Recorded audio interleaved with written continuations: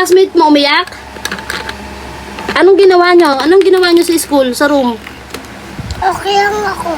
O, tapos, Tingin ako sila. tumingin ka lang doon.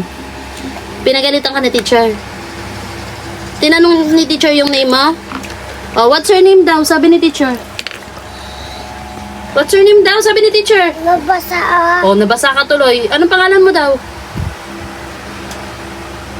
Ay, Boy. Big Boy! What's your name? Right boy.